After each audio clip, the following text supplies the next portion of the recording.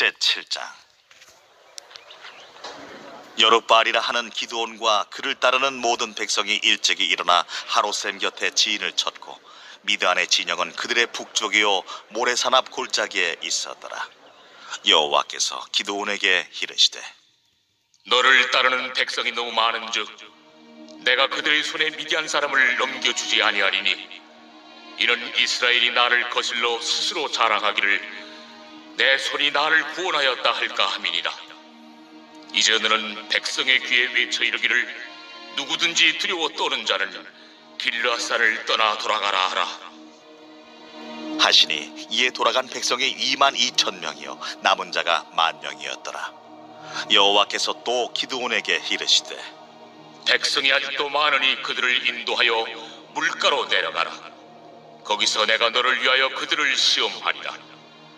내가 누구를 가리켜 내게 이르기를 이 사람이 너와 함께 가리라 하면 그는 너와 함께 갈 것이요 내가 누구를 가리켜 내게 이르기를 이 사람은 너와 함께 가지 말 것이니라 하면 그는 가지 말 것이니라 하신지라. 이에 백성을 인도하여 물가에 내려가매 여호와께서 기드온에게 이르시되 누구든지 개가 핥는 것 같이 혀로 물을 핥는 자들을 너는 따로 세우고 또 누구든지 무릎을 꿇고 마시는 자들도 그와 같이 하라 하시더니 손으로 움켜 입에 대고 핥는 자의 수는 300명이요 그 외의 백성은 다 무릎을 꿇고 물을 마신지라. 여호와께서 기드온에게 이르시되 내가 이 물을 핥아먹은 300명으로 너희를 구원하며 미디안을 네 손에 넘겨주리니 남은 백성은 각각 자기의 처소로 돌아갈 것이니라 하시니 이에 백성이 양식과 나팔을 손에 든지라. 기드온이 이스라엘 모든 백성을 각각 그의 장막으로 돌려보내고 그 300명은 머물게 하니라. 미디안 진영은 그 아래 골짜기 가운데에 있었더라.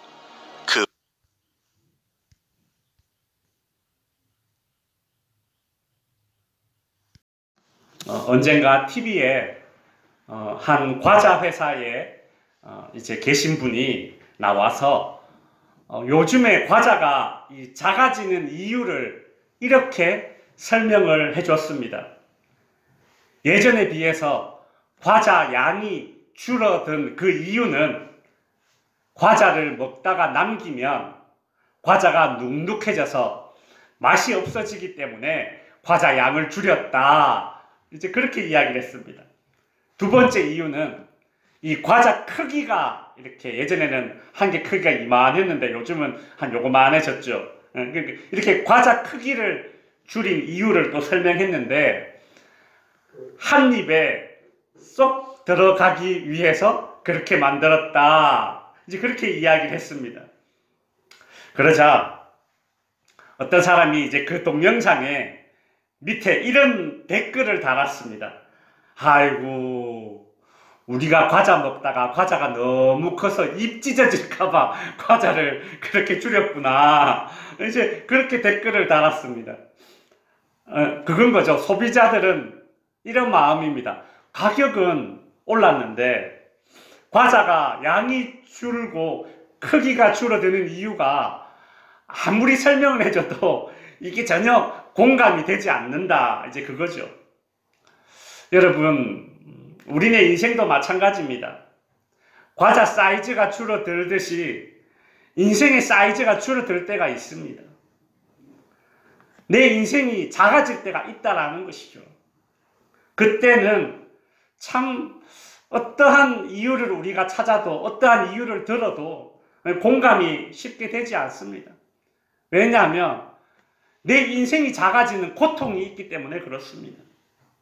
여러분 예를 들어서 여러분이 한 달에 100만 원으로 살았는데 한 달에 이제 50만 원 밖에 못 쓴다고 한번 생각해 보십시오.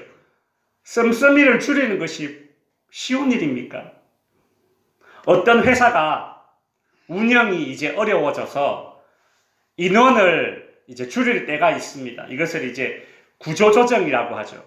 구조조정할 때의 가장 손쉬운 방법은 인원을 감축하는 것입니다. 쉬운 말로 직원을 자르는 것입니다. 이것을 이제 구조조정이라고 하는데 여러분 한번 생각해 보세요. 그동안 같은 회사에 잘 다니다가 동료로 지내다가 누구는 회사를 계속 다닐 수 있고 또 누구는 퇴직을 해야 합니다. 여러분 얼마나 고통스럽겠습니까? 사이즈를 줄인다는 것, 내가 작아진다는 것은 당하는 입장에서는 고통스러운 일입니다. 그래서 뭐 한 입에 쏙 들어가도록 하기 위해서 일부러 작게 만들었어요. 이런 말처럼 공감이 되지 않습니다. 오늘 본문은 이 기드온이라는 사람이 나오는데 이 기드온이라는 사람의 인생에 있어서 너무 중요한 순간에 하나님께서 그의 인생을 작게 만들고 하나님께서 그의 인생을 작게 만들고 좀 쪼그라지게 만드는 그런 장면이 오늘 본문에 나오고 있습니다. 이스라엘과 미디안 종족과 전쟁이 벌어졌습니다. 하나님은 기드온이라는 사람을 이제 이스라엘의 사사, 즉 이스라엘의 지도자로 세워서 미디안 종족과 전투를 준비하도록 하십니다. 전쟁을 앞두고 이 지도자 사사 기드온뿐만이 아니라 이스라엘의 모든 병사들은 두려움에 빠져 있습니다. 오늘 본문 7장 1절에 보시면 여룻바알이라 하는 기드온과 그를 따르는 모든 백성이 일찍이 일어나서 하롯 샘 곁에 진을 쳤다 이렇게 되어 있습니다. 기드온이 이 모집했던 이스라엘 군인들이 하롯이라는 샘물 곁에 진을 쳤다고 합니다. 근데 이 하롯이라는 샘 이름이 하롯인데 이 하롯의 뜻이 무엇인가 하면 떨림, 두려움, 우리 두려움은 덜덜 떨지 않습니까? 떨림, 두려움이라는 뜻입니다. 이스라엘 군인들이 전쟁을 하기 위해서 모인 그 주둔지, 그 이름이 하롯이라는 거예요. 즉 떨림, 두려움이라는 뜻을 가지고 있습니다. 이것은 비유입니다. 기드온뿐만이 아니라 이스라엘 백성들 모든 군대가 지금 두려움에 떨고 있다라는 것을 지금 비유적으로 보여주고 있는 거죠. 미디안과 전쟁하기 위해서 모인 기드온과 이스라엘의 군사들이 지금 떨고 있다, 두려워하고 있다. 그것을 지금 이렇게 상징적으로 비유적으로 보여주고 있습니다. 여러분, 기드온과 이스라엘 군사들이 두려워하는 이유는 무엇일까요? 하나님께서 기드온에게 싸워라, 내가 너에게 승리를 주겠다 이렇게 말씀하셨습니다. 그런데도 기드온과 이스라엘 군사들은 떨고 있습니다. 왜냐하면 전쟁에 참여하기 위해서 이제 전국에서 모여든 이스라엘의 군인의 수가 그 당시에 32,000명이었습니다. 근데 적군인 미디안의 연합군의 수는 자그마치 135,000명이었습니다. 훨씬 많았습니다. 기드온은 두려움을 느낍니다. 부족함과 결핍에서 오는 두려움입니다. 너무 부족한데? 미디안 적군이 너무 많은데? 그에 비해서 우리는 너무 적은데? 이 부족함과 결핍은 인생에 큰 두려움을 가져다 주죠. 그런데 오늘 본문에서 그런 기드온에게 하나님께서 찾아오셔서 뭐라고 말씀하시는가 하면 오늘 본문 2절에 보시면 이런 말씀을 하십니다. 하나님께서 기드온에게 이르시되 너를 따르는 백성이 너무 많은즉. 이스라엘의 군인이 모였는데 지금 많다 이렇게 말씀하십니다. 적군은 13만 5천 명, 우리는 3만 2천 명. 근데 많다 이렇게 이제 말씀을 하십니다. 하나님은 야, 이스라엘 백성들 이 군사가 너무 많아, 구조조정해야겠어. 기드온은 하나님의 이 구조조정에 전혀 공감이 안 됩니다. 많다니요. 많다니요. 여러분, 우리 인생에 언제 한번 이런 적이 있었습니까? 아이고, 이 정도면 족하다? 아이고, 충분하다? 넘친다, 넘쳐? 그렇게 느낀 적이 많았습니까? 아, 좀 부족한데. 아, 아쉬운데. 아, 부족한데. 이렇게 느낀 적이 많았습니까?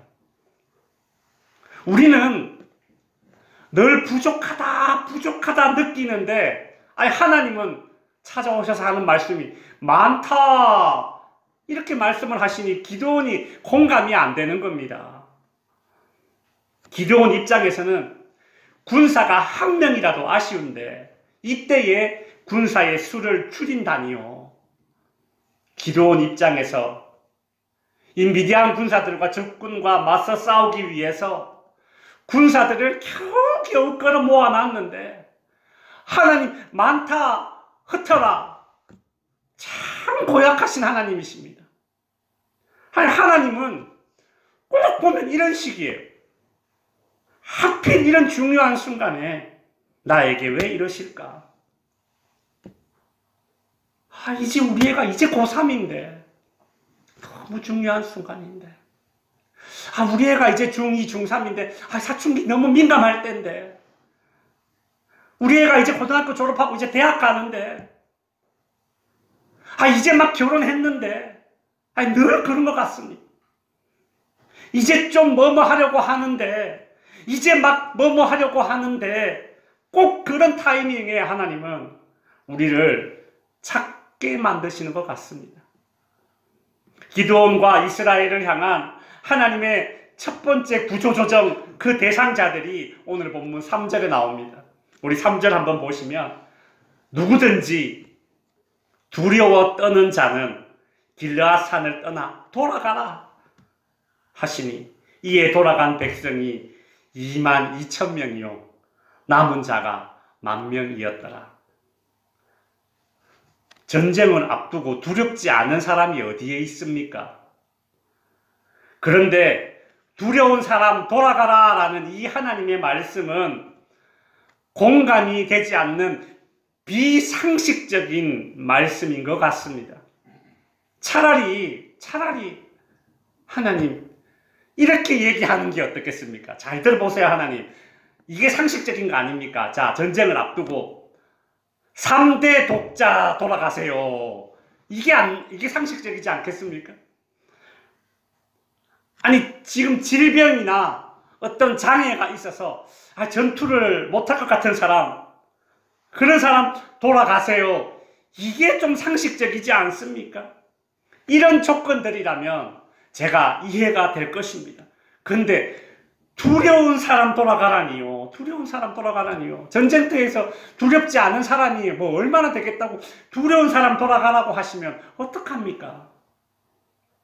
하나님, 당신의 이야기는 너무 상식적이지가 않습니다.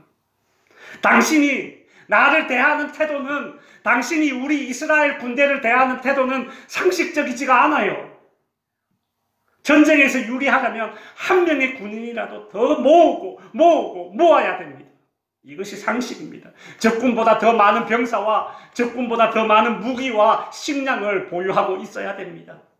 더 많이 보유하는 것이 유리합니다. 그래야 승자가 됩니다. 더 많이 보유하고 있는 인생이 유리하고 안전합니다. 이것이 상식입니다. 그런데 하나님은 그 상식을 파괴하려고 하십니다. 그렇습니다. 하나님은 결핍에서 오는 두려움을 가지고 있는 인간들에게 상식으로만 다루지 않습니다. 여러분, 하나님은 우리가 생각하고 있는 상식선에서 우리를 다루시지 않습니다. 특별히 결핍에서 오는 두려움을 가지고 있는 이스라엘 백성들을 하나님께서는 상식적으로 다루시지 않으세요. 두려워 떠는 자들 돌아가라! 이렇게 이야기를 하고 나니 32,000명 가운데 22,000명이 돌아갔답니다. 딱 10,000명 남았습니다. 9,900명도 아니고 10,100명도 아니고 10,000명이 남아 있습니다. 여러분, 기드온이 속으로 어떤 생각을 했을까요? 미디안 숫자는 135,000명. 우리에게는 10,000명 싸울 수 있는 방법은 아주 치밀하고 놀라운 작전으로 기습을 벌이는 수밖에 없다. 기습작전. 뭐 이런 생각을 머릿속으로 이제 막 하고 있었겠죠. 어떻게든 리더자는 이것을 어떻게 타개할까 그것만 생각하고 있지 않겠습니까? 장군으로서. 자, 정면 대결 안 돼. 기습작전을 해야지. 막 그런 생각을 막 하고 있었겠죠. 그러면서 마음 한편으로도 두려움이 생겼을 것입니다. 야, 10,000명? 한 명이 최소한 13명은 죽여야 되는데, 야, 온갖 생각을 다 했을 겁니다. 그러다가 문득 얼마 전에 있었던 일이 생각이 났습니다. 사사기 4장에 보면 어떤 사건이 있었느냐 하면, 지금 이 사사 기드온이 미디안 적군과 싸우기 전에 사사 드보라라는 사람이 있었는데, 이 사람이 가나안 종족과 싸움을 할 때에 그때 이스라엘 군사들이 몇 명이었는가 하면 10,000명이었습니다. 사사 드보라는 10,000명으로 적군과 싸워서 이긴 전례를 남겼습니다. 그러니까 이 10,000명이라는 숫자는 이스라엘에게는 행운의 숫자죠. 기적의 숫자이고 승리를 가져다 주는 그런 숫자였습니다. 10,000명, 그래. 드보라도 이겼지. 우리가 전에 10,000명으로 한번 승리를 맛보았지 않았냐. 이번에도 되지 않을까? 막 그런 신락 같은 그런 희망을 막 붙잡아 보는 거죠. 그런데 하나님이 너무 짓궂으십니다. 그렇게 10,000명을 앞에 놓고 겨우겨우 정신줄을 붙잡고 있는 기드온에게 하나님께서 또 나타나셔서 이렇게 말씀하십니다. 오늘 본문 7장 4절에 보시면 여호와께서 또 기드온에게 이르시되 백성이 아직도 많으니, 하나님께서 10,000명도 아직 많다고 하십니다. 이러면서 이 10,000명을 데리고 가서 물가에 가서 물을 마시게 하시는데, 그 가운데 무릎을 꿇고 물을 마시는 자들을 집으로 돌려보내라 라고 하십니다. 무릎을 꿇고, 시냇가에서 무릎을 꿇고 물을 먹지. 그러면 양다리를 이렇게 어색하게 이렇게 벌리고 물을 마시는 그런 사람이 좀처럼 있을까요? 무릎을 꿇고 물을 마시는 사람 집으로 돌려보내라. 그래서 가서 보니까 대부분의 상식적인 사람들은 다 무릎을 꿇고 물을 마시더라는 거죠. 그래서 9,700명이 집으로 돌아갔습니다. 10,000명 가운데 9,700명이 갔어요. 이런 궁금증이 생깁니다. 왜 무릎을 꿇고 물을 마신 9,700명의 사람들을 돌려보냈을까? 하나님이 왜 그랬을까? 신학자들이 성경에 나오지 않으니까 이제 자기들 딴에는 막 연구를 하는 겁니다. 어떤 학자는 이렇게 이야기합니다. 이 군인정신이 없어, 군인정신이. 군인정신은 경계를 취하면서 물을 마셔야지. 그래서 무릎을 꿇고 이렇게 먹으면, 이거 개같이 이렇게 먹으면 안 돼. 이거. 그래 먹으면 안 돼. 군인정신이 없는 사람, 그래서 집으로 돌려보낸 거야. 어떤 신학자는 이렇게 주장을 합니다. 또 어떤 학자는 이렇게 주장합니다. 아니야. 여기 봐. 여기 보면 물을 마시기 위해 무릎을 꿇었다라고 나와 있지? 이 무릎 꿇는다라는 이것이 바알과 아세라 우상에게 무릎을 꿇다 하고 얘기할 때 그때 같은 단어잖아, 봐라. 아마 이 10,000명 가운데 9,700명은 하나님을 제대로 섬기지 않는 그런 사람들이었을 것 같아. 그래서 하나님이 돌려보낸 것 같아. 이렇게 주장합니다. 그러자 또 다른 신학자들이 아니야. 물을 어떻게 먹느냐, 그 방식은 특별한 의미가 없는 것이다. 그저 하나님께서 무릎을 꿇고 마신 사람 집으로 돌아가라 이렇게 말씀하신 이유는 물을 어떻게 마시느냐가 중요한 것이 아니라 하나님께서 그저 소수의 사람을 남기기 위해서 그렇게 하신 거야. 이렇게 주장을 했습니다. 여러분은 1, 2, 3번 중에 어떤 게 마음에 이렇게 확 와닿습니까? 설득력이 있습니까? 저는 개인적으로 이 세 번째 주장이 좀 마음에 와닿습니다. 하나님께서 숫자를 줄이기 위해서 그렇게 하셨다. 상식적으로 행동하는 사람 집으로 돌려보내려고 하셨다. 그러면 혼자 이런 생각을 해봤습니다. 만일 그날 물 먹을 때에 물구나무를 서서 물을 마시는 제정신 아닌 사람이 3명이 있었다면 하나님은 그 3명만 남겼을 거야. 우리는 뭐 이런저런 상상을 할 수 있지만 그 당시에 기도원의 심정은 어땠을까요? 그까짓 그 10,000명이 뭐 그리 대수라고 세상 사람, 미디안 사람 13만 5천에 비하면 턱없이 부족하지만 하나님 당신을 이해해 보려고 했는데 이 시험은 도저히 내가 못 참을 것 같습니다. 심술쟁이 하나님 같아요. 이런 생각이 들지 않았겠습니까? 기도는 아무것도 할 수 없는 수, 초라한 수, 이 300명이라는 이 숫자로 어떻게 해야 하나 그렇게 생각하고 있는데 그때 하나님께서 7절에 기드온에게 이렇게 말씀하십니다. 여호와께서 기드온에게 이르시되 내가 이 물을 핥아 먹은 300명으로 너희를 구원하리라. 성도 여러분, 기드온은 이 300이라는 숫자로는 아무것도 할 수 없어. 이거 의미 없는 숫자야. 적군이 13만 5천 명인데 나는 너무나도 부족하고 나는 너무나도 결핍된 상황이야. 우리는 희망이 없다. 가망이 없다.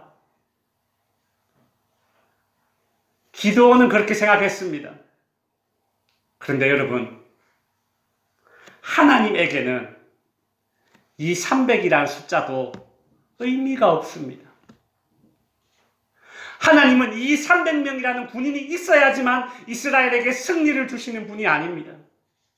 기드온에게는 300이 턱없이 부족한 말도 안 되는 숫자지만 하나님에게는 이 300이라는 이 숫자도 이것도 없어도 하나님께서는 충분히 이스라엘을 승리케 하실 수 있는 분이십니다.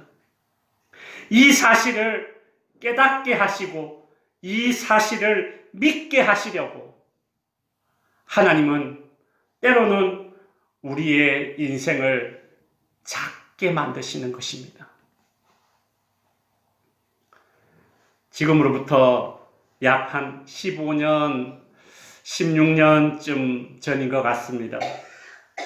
제가 서울에 있는 한 교회에서 이제 중학생 아이들을 가르치는 이 교육전도사로 있을 때입니다. 그때는 이제 신학교를 다니면서 이제 중학생 아이들을 가르치는 교육전도사 때, 그때에는 아직 이 아이들이 토요일 날 학교를 이렇게 제 기억에는 격주로 그때 다녔던 그런 때였던 것 같습니다. 예전에는 토요일 날 다 학교 갔잖아요, 아이들이.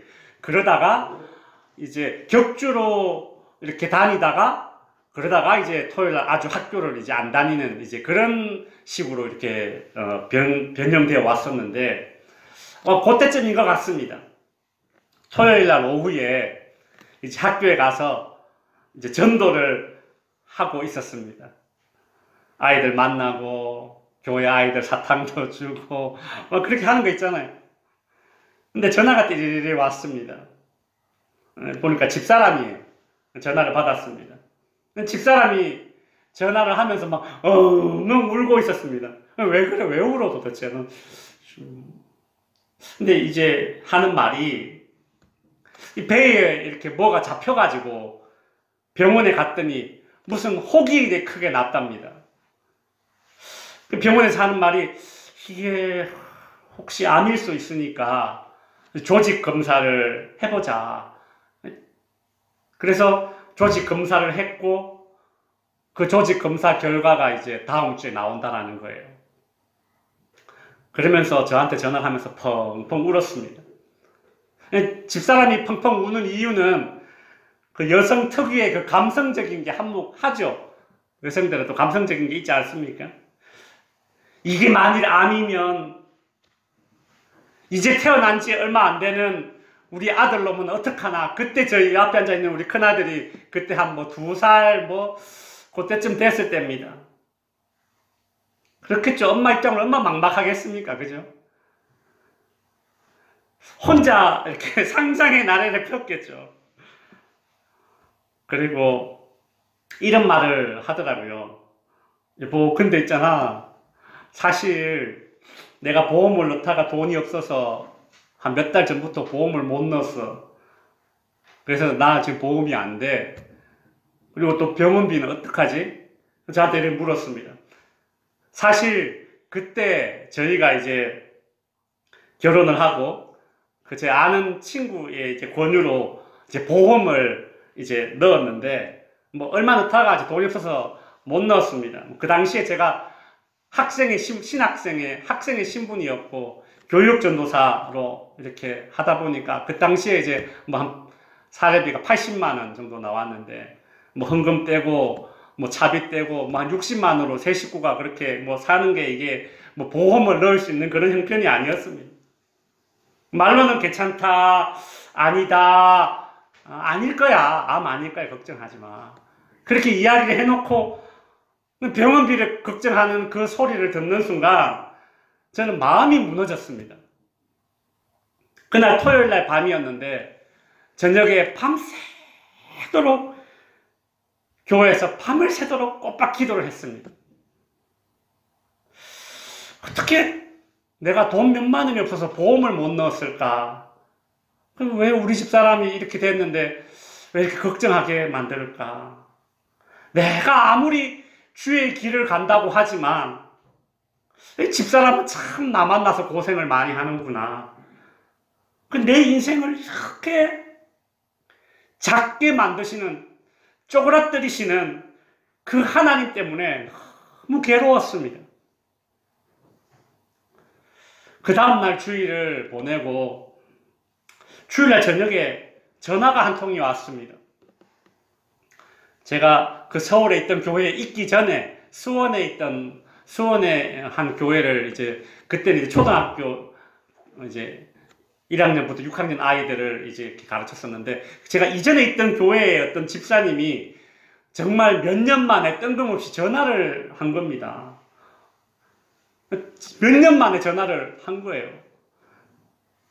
안부를 묻고 이런저런 이야기를 하다가 갑자기 든 생각이 이 집사님이 보험업을 하고 있다는 그게 생각이 났습니다. 그래서 제가 우리 집 사정을 이렇게 쭉 이야기를 했습니다. 그랬더니 그 집사님 하시는 말씀이 전도사님 마지막 보험 넣은 지가 언제예요? 이런 물어보는 거예요. 6달이 지나지 않았으면 밀린 보험금을 넣으면 다시 살아난다. 전도사님 가지고 있는 보험은 그런 거다. 그런데 그 보험이 다시 살아나더라도 조직 검사해가지고 암이라고 판정이 되면 암은 보장을 못 받습니다. 그 얘기를 하더군요. 왜냐하면 암은 이제 보험을 넣고 뭐 1년이 지나야지 뭐 그렇게 보장이 된다. 이런 말을 해줬습니다. 뭐 그때 저와 저희 집사람은 30대인데 30대 초반인데 뭐 젊고 뭐 알겠습니까? 그런 걸 몰랐죠. 기도 중에 문득 이런 생각이 들었습니다. 그 보험하는 집사님은 정말 몇 년 만에 뜬금없이 왜 나한테 전화를 했을까? 나하고 그렇게 가까운 분도 아니었는데 그 집사님을 통해서 보험을 살리면 살릴 수 있고 또 살리더라도 암은 보장이 안 된다라는 그 정보를 왜 지금 나에게 하나님이 주셨을까? 기도 가운데 확신이 들었습니다. 이 병은 죽을 병이 아니구나. 암이 보장이 안 된다면 암이 아닐 것이야. 하나님은 딱 필요한 만큼 지금까지 나를 인도해 주셨고 우리 가정을 인도해 주셨어. 암이 보장이 안 된다고 한다면 암이 아닐 것이야. 어떻게 되었을까요? 그 확신 그대로 하나님은 이루셨습니다. 나를 향해서 우리 가정을 향해서 하나님이 원하시는 것은 99%의 신뢰가 아니라 100%의 신뢰였습니다. 여러분, 하나님의 백성들, 하나님의 자녀들에게 원하는 것은 99%의 신뢰가 아닙니다. 100%의 신뢰입니다.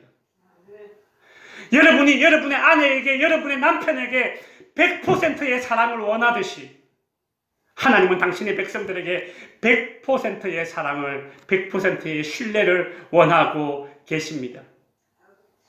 그런데 우리는 한 90% 정도는 내가 하나님 신뢰하고 있으니까 이만하면 되지 않았을까? 아니요. 하나님은 우리를 100% 하나님을 신뢰하는 자들로 만들기 위해서 일부러 작게 하실 때가 있다고요.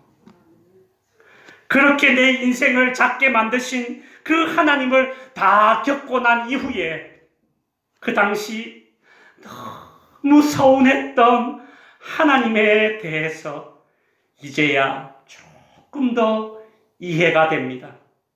오늘 본문 4절을 가만히 한번 살펴보시면 우리가 놓쳤던 말씀이 있습니다.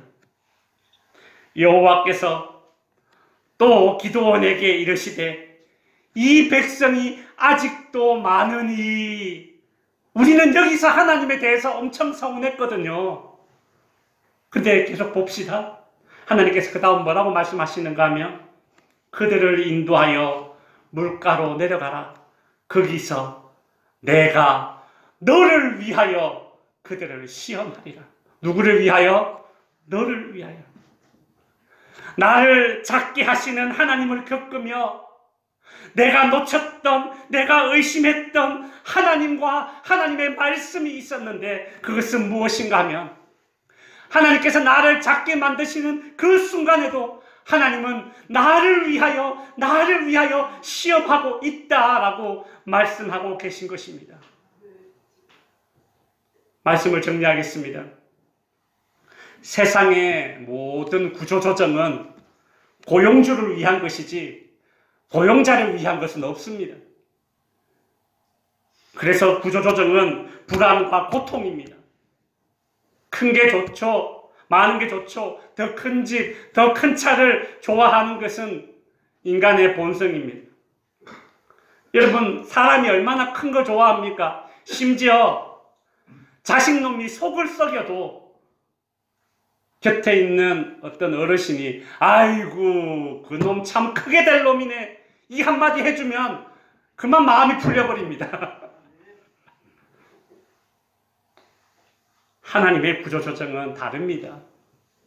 성도 여러분, 하나님은 때론 우리의 인생을 작게 하셔서 크게 사용하십니다. 작게 하셔서 크게 사용하신다고요. 기드온과 300명의 군사들, 이 적은 군사들은 미디안의 군사 13만 5천 명을 밤에 기습 작전을 펼쳤는데 미디안 군사들은 자기네들끼리 서로 내분이 일어나서 연합군이었거든요. 자기네들끼리 서로 내분이 일어나서 서로 싸우다가 공멸해서 망해버렸습니다. 성도 여러분, 하나님은 우리를 위해서 우리를 크게 사용하시려고 작게 만드십니다. 하나님은 우리의 믿음을 크게 하시려고 우리의 인생을 작게 만드십니다. 하나님은 우리의 연약한 믿음이 변하여서 하나님을 크게 보도록 하기 위해서, 하나님만 크게 바라보도록 하기 위해서 하나님만 100% 신뢰하는 인생이 되도록 하기 위해서 우리네 인생을 때로는 작게 만드십니다. 그러니 그때에도 우리는 두려워하지 말고 낙심하지 말고 의심하지 말아야 합니다. 하나님은 나를 위해서 내 인생을 작게 만들어서 나와 우리 가정이, 기드온과 온 이스라엘이 하나님을 100% 신뢰하게 만들고, 그리하여 그 작은 숫자로 그 엄청난 적군을 밀어치는 큰 승리를 이루는 승리자로 만드셨다는 사실을 우리 꼭 기억하고, 지금 내 인생이 작아졌습니까?